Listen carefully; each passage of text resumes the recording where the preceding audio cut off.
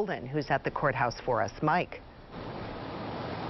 Peggy, good afternoon to you. So we're talking about one development after the next. On day 4 of this trial, it seems like everything is just going down all at once. We can tell you this. The day started a little later than normal. We were watching and waiting and wondering what the issue was.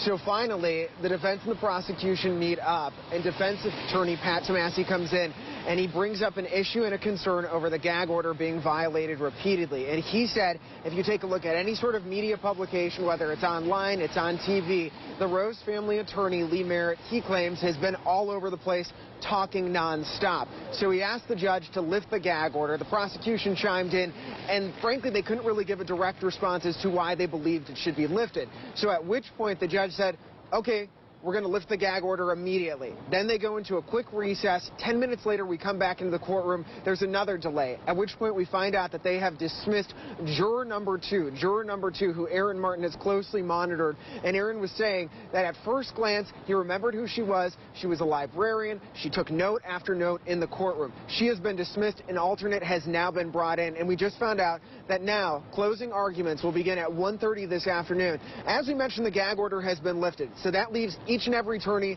freely, willingly able to talk with the media. We told you that we talked to both parties, including the Rose family attorney, as well as Pat Tomasi, who is representing Michael Rosfeld. And moments ago, we just caught up with this attorney. This is Fred Rabner. I want you to listen in right here. The family, this has been really brutal for the family to sit and recount and to hear those gunshots ring out and to see their son fall to the ground. I saw Miss Kinney turn away, Antoine's mom, several times, because when you see the gunshot and then you hear the video, the individual shooting the video say, oh my God, why are they shooting him? And that's the reaction that I have when I watch the video. That's the reaction I would hope that people that are fair and sensible would have. He's unarmed, running away. No harm being threatened to the officer. He has nothing in his hands, and he's gunned down in the back.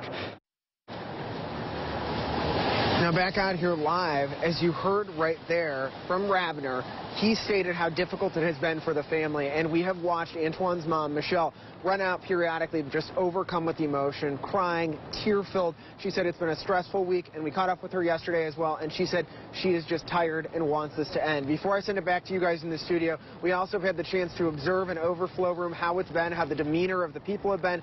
They frankly say that they're tired as well. They want a conviction. They want Michael Rosfeld convicted, and a lot of the folks that have been sitting behind me are familiar faces because they are the protesters that we marched with and demonstrated and followed them along the way over the last several months. We'll, of course, let you know what shakes out, but closing arguments are scheduled for 1:30 this afternoon. My colleague Aaron Martin will be on top of it, and then Michelle Newell will be taking over. So watch Channel 11 News at 5 and 11 at 11 as well. For now, reporting live this afternoon from the Allegheny County Courthouse, Mike Holden, Channel 11 News. All right, thanks for keeping us up to date, Mike.